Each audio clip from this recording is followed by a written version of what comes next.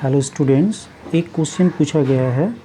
वो क्वेश्चन है कि अगर आप 4 का स्क्वायर रूट करते हो, लाइक स्क्वायर रूट ऑफ 4, तो इसका आंसर क्या आएगा। क्या हम लोग इसका आंसर +-2 लिखेंगे या स्क्वायर रूट ऑफ 4 इसका आंसर हम लोग सिर्फ 2 लिखेंगे। ये जो आंसर है +-2 is not a correct answer.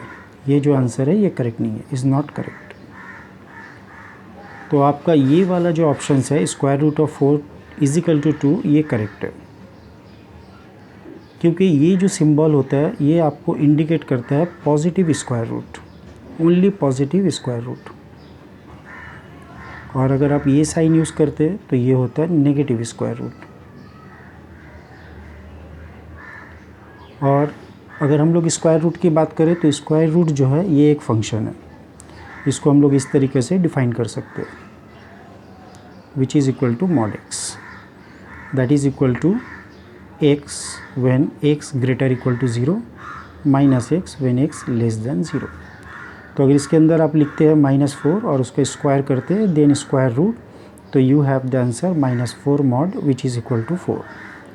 अगर आप +4 लेते हैं और उसको स्क्वायर करते हैं and then take square root, तो you get according to the definition that is also 4। तो ये जो स्क्वायर रूट है ये असल में एक फंक्शन होता है, और फंक्शंस का जो डेफिनेशन है हम लोग जानते हैं कि अगर आप एक इनपुट दोगे तो आपका एक ही आउटपुट आएगा। स्क्वायर रूट एक फंक्शंस होता है, और ये फंक्शन का जो डेफिनेशन है उसके हिसाब से अगर आप इसके अंदर एक वैल्यू डालते हो तो आपको एक इनपुट के लिए एक ही आउटपुट आना चाहिए। लेकिन प्रॉब्लम ये है कि जब हम लोग किसी नंबर का स्क्वायर रूट निकालते हैं तो स्क्वायर रूट के डेफिनेशंस के हिसाब से हम लोग जानते हैं कि अगर 9 है, 9 का स्क्वायर रूट 3 भी होगा, क्योंकि 3 × 3 ये होता है 9, तो 9 का स्क्वायर रूट 3 भी आता है। -3 × -3 अगेन इजिकल टू 9, इसका मतलब 9 का एक स्क्वायर रूट वो -3 भी होगा। तो अगर आपको दोनों ही रूट चाहिए और आप ये अगर साइन यूज़ कर रहे हो तो फिर आपको इस तरीके से लिखना होगा स्क्वायर रूट ऑफ 9 और उसके आगे +- साइन बैठाना होगा, क्योंकि ये आपको हमेशा एक ही वैल्यू देगा जो होगा +3। तो इसके आगे 2 साइन होने का मतलब आपको दोनों ही स्क्वायर रूट 9 का पता चल गया। ठीक है, तो हमेशा आपको याद रखना है कि स्क्वायर रूट एक फंक्शन है, उसमें अगर आप एक इनपुट डालोगे तो आपको एक ही जो है आउटपुट एट ए टाइम आएगा, अदरवाइज़ इसको फिर हम लोग फंक्शन नहीं बोल सकते। और इसका जो है इन टर्म्स ऑफ मॉड के जो टर्म में डेफिनेशन है उसके हिसाब से भी आपको एक ही वैल्यू आता है। तो आपने इसके अंदर 4 डाला था एज ए इनपुट, तो आपका कभी भी 2 आउटपुट नहीं आएगा।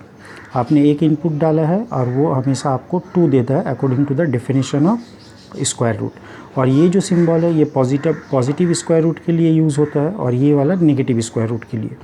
लेकिन हम लोग को पता है कि कोई भी पॉजिटिव नंबर हो या नेगेटिव नंबर हो, जब हम लोग उसका स्क्वायर रूट करते हैं तो स्क्वायर रूट 2 आता है, एक पॉजिटिव और एक नेगेटिव। तो दोनों रूट्स का जो है न्यूमेरिकल वैल्यू सेम होता है, लेकिन अपोजिट इन साइन होता है if you consider the real number.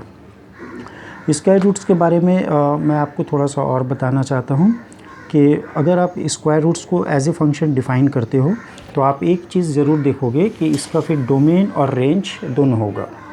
Domain और रेंज होगा। If I consider only the positive real number including 0, तो व्हाट विल हैपन, तो we can define the square root as a function in this way from the domain set 0 to infinity to 0 to infinity। अगर मैं सिर्फ non negative number का बात करूं तो मुझे फिर स्क्वायर रूट को एज ए फंक्शन ऐसा डिफ़ाइन करना होगा, जहां पर आप लिख सकते हैं as a your input x, then you get the output as f(x), output as f(x) where x belongs to 0 to infinity। Now अगर आप इसका ग्राफ ड्रॉ करोगे तो इसका ग्राफ फिर कैसे आएंगे, हम लोग को पता है ये एक पैराबोला का ग्राफ है और जिसका जो हम लोग को सिर्फ अपर पार्ट लेना है जो अबव द x एक्सिस है। ठीक है, ये वाला हो गया आपका definition of positive square root of x। ठीक है, तो यहाँ पर अगर आप कोई भी एक पॉइंट चूज़ करते हो 25, तो उसके करस्पॉन्डिंग में अगर आप वैल्यू देखोगे तो अगर आप एज ए x 25 चूज़ किए तो आपको y जो है 5 भी आने वाला है, क्योंकि ये स्क्वायर रूट का जो है एज ए फंक्शन डेफिनेशंस है।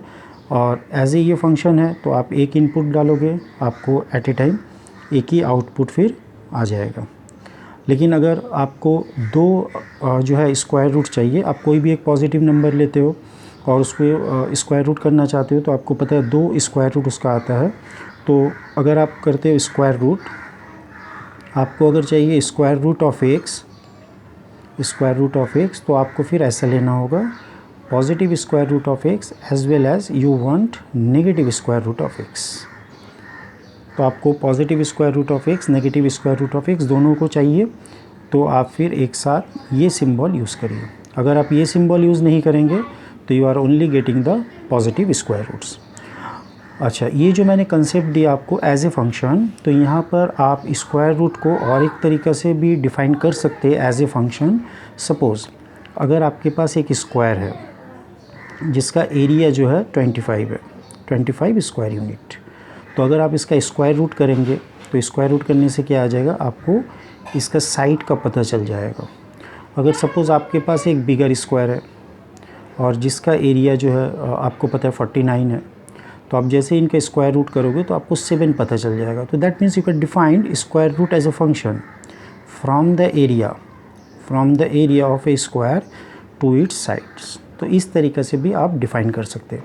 तो अल्टीमेटली एज ए समरी मैं यही कहना चाहता हूँ कि अगर आपको कोई भी एक नंबर ऐसा देता है 1 और पूछता है इसका वैल्यू क्या आएगा, तो इसका वैल्यू कभी भी +-1 नहीं आता है, क्योंकि आपने सामने में कोई भी साइन माइनस जो है यूज़ नहीं किया, तो इसका एक ही वैल्यू आएगा ओनली 1। लेकिन अगर आप ऐसा यूज़ करते हो 1 और सामने में प्लस और माइनस दोनों ही आपने पुट किया, तो फिर आपका आंसर जो है प्लस और माइनस 1 ही आएगा। तो ये चीज़ को आप ज़रा ध्यान में रखें और उसके बाद आप जो है exact value according two questions आप कैलकुलेट कर सकते हैं। होप आपको ये वीडियो पसंद आया होगा। अगर आपको मेरे वीडियो पसंद आए तो please like my channels and tell your friends to subscribe my channels and see my channels. Okay, bye friends.